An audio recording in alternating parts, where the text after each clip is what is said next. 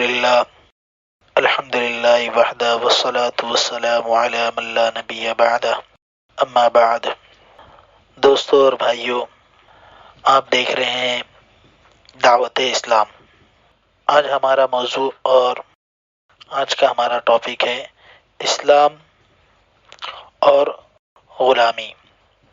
اسلام میں غلامی کا تصور کیا ہے، اس بات کو سمجھنے سے پہلے یہ سمجھنا ضروری ہے کہ جس وقت میں اسلام اس دنیا کے اندر آیا، یعنی حضرت رسول اکرم صلی اللہ علیہ وسلم جب اس دنیا کے اندر نبی بنا کر بھیجے گئے، اس سے پہلے غلامی کی جو حیثیت تھی اور غلاموں کی جو حیثیت تھی وہ کیسی تھی۔ اگر ہم اسلام سے پہلے کی غلامی کو دیکھیں گے، کیونکہ ہم سب جانتے ہیں کہ غلامی کا جو دور ہے وہ اسلام کے زمانے میں نہیں آیا، بلکہ ایک پرانا اور قدیم زمانے سے چلا آ رہا تھا۔ اور اسلام کے آنے سے پہلے جو غلامی کا دور تھا وہ بڑا ہی خطرناک تھا۔ روم کی جو غلامی کی نہایت بھیانک تصویر تھی، کوئی مذہب یا نظام زندگی اس غلامی کو کبھی بھی جائز قرار نہیں دے سکتا، چاہے جائے کہ اسلام جس کے قوانین اور جس کے سدھانت انسان کی غلامی کی ہر نوع سے، ہر قسم سے، ہر پرکار سے آزادی کے تصور پر آدھارت ہے، وہ اس کے جواز کی کیسے اجازت دے سکتا ہے، وہ اس کے صحیح ہونے کی کیسے انومتی دے سکتا ہے۔ رومیوں کے حکومت کے زمانے میں غلام کو انسان سمجھا ہی نہیں جاتا تھا، صرف وہ جو غلام تھے وہ تجارت یعنی ویپار کی ایک قسم تھی، ان کے نہ کوئی حقوق تھے اور نہ کوئی ادھیکار تھے، صرف کٹھن فرائض انجام دینا یہ ان کی ذمہ داری تھی۔ اور ان کی ذمہ داری تھی کہ اہل روم کے لیے عیش و عشرت کا سامان، ٹھنڈے گرم حمام، لباس فاخرہ اور اسی طریقے سے لذیذ سوادشت کھانے اور دوسری لذتیں اور سکھ فراہم کرنا، ان کے لیے اپلبدھ کرانا، یہ ان کے کام تھے۔ شراب کی محفلیں لگانا، گانے بجانے ناچنے کا انتظام کرنا، میلے ٹھیلے، یہ باتیں ان کے لیے عام تھی، ان کا سجانا ان کے لیے عام تھا۔ غلاموں کے جو جھنڈ ہوتے، ریوڑ ہوتے، وہ دن بھر کھیتوں میں جوتے رہتے، یعنی جس طریقے سے جانور کھیت میں ہل جوتنے کے کام آتا ہے، اس طریقے سے غلاموں کے ریوڑ لگے ہوئے ہوتے، اور اتنا کام کرنے کے باوجود انہیں پیٹ بھر کر کھانا بھی نہیں ملتا، بس اتنا کھانا ملتا تھا کہ جسم کے اندر روح باقی رہ سکے، یعنی آتما شریر کے اندر باقی رہ سکے، بس اتنا کھانا ملتا تھا، اور پھر اپنے آقاؤں کے کام کر سکے۔ بے جان درخت اور اسی طریقے سے وحشی درندے، جنگلی جانوروں سے بھی ان کی حالت گئی گزری تھی۔ کام کے وقتوں میں ان کے پیروں میں بیڑیاں پہنائی جاتی تھی تاکہ وہ نظر بچا کر بھاگ نہ سکے، ان کو بے تحاشا کوڑے برسائے جاتے تاکہ ان کے آقا لذت محسوس کرے، یعنی کوڑے بھی صرف لذت محسوس کرنے کے لیے برسائے جاتے۔ جب کام پورا ہو جاتا تو ان کو کئی کئی افراد کی ٹولیاں بنائی جاتی، 10 20 20 50 50، اور پھر ان کو ایک باڑے کے اندر یعنی ایک شیڈ میں بند کر دیا جاتا۔ اس حالت میں بھی ان کے ہاتھ پیر بیڑیوں سے آزاد نہ ہوتے۔ اس وقت میں جو مویشی ہوتے، جانور ہوتے، وہ کھلے ہوتے، اور یہ انسان یعنی جو غلام ہوتے یہ بندھے ہوئے ہوتے۔ یہ اس وقت کے اندر غلاموں کی حالت تھی۔ اب یہ غلام آتے تھے کہاں سے؟ یہ غلام آتے تھے تو غلاموں کی اصل اس وقت میں 3 قسمیں تھیں۔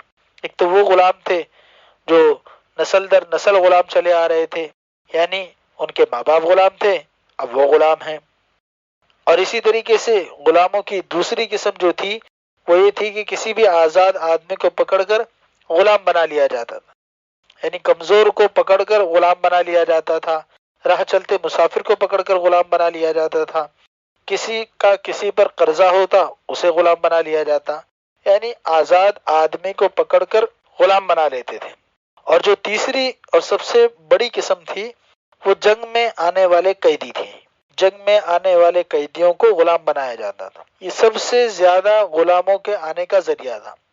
لیکن اس زمانے کے اندر جو روم اور اس طرف کا جو ماحول تھا وہ جنگ ہی اس نسبت پر کرتے تھے کہ غلام بنایا جا سکے، یعنی جنگ کے کرنے کا کوئی اصل مقصد ہی نہیں ہوتا، بلکہ صرف یہ مقصد ہوتا کہ غلام بنائے جائیں اور ان کے ذریعے سے اپنے آسائش اور راحت کا انتظام کر لیا جائے، یا کہ اپنی معیشت کو فروغ دیا جائے۔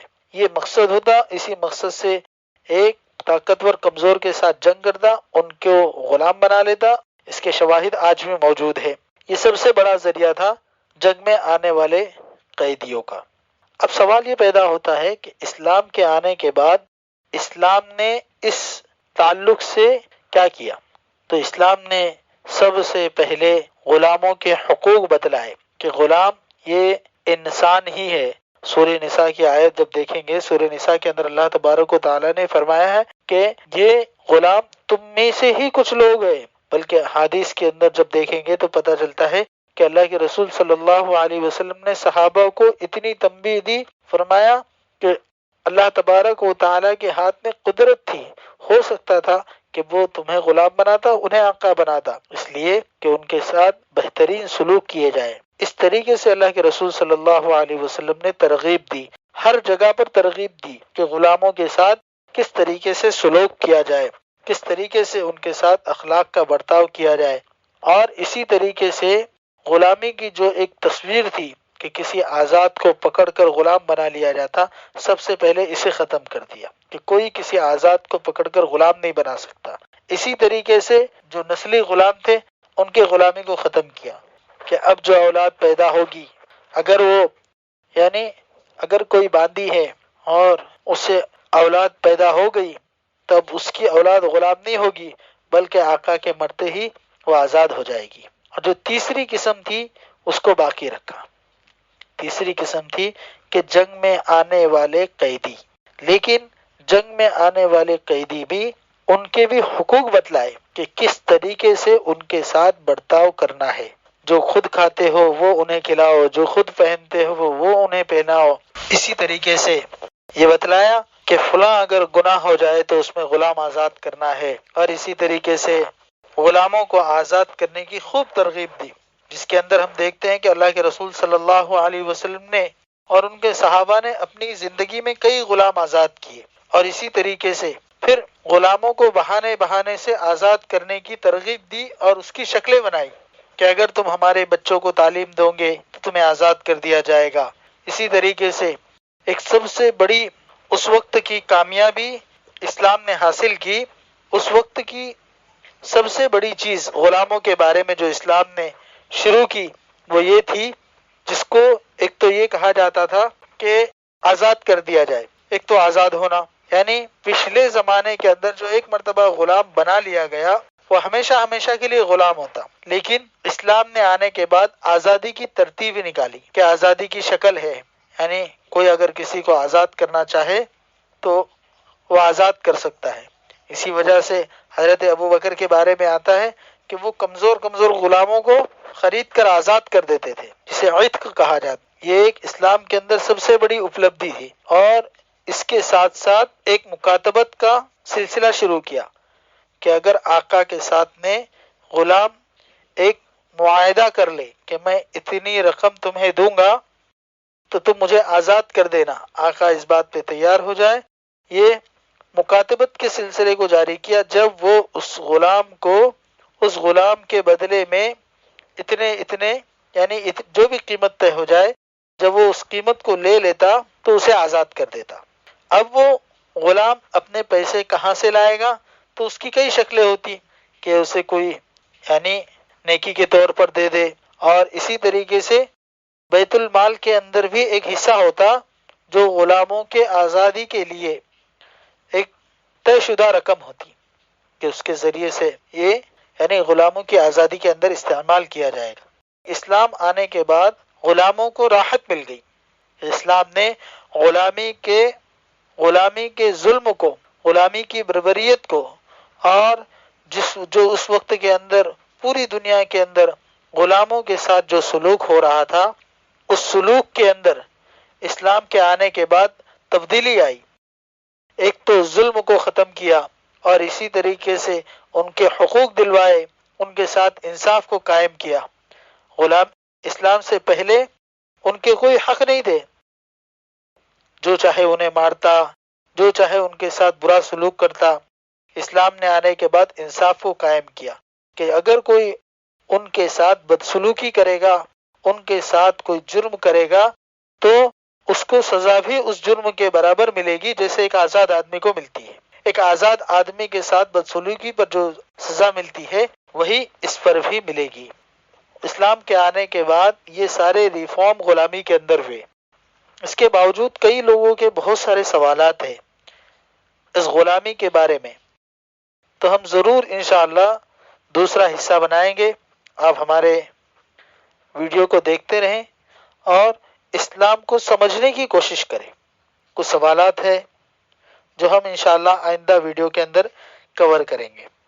آپ لوگوں سے گزارش ہے کہ آپ ہمارے چینل کو سبسکرائب کریں اور شیئر بھی کریں. وما علینا الا البلاغ.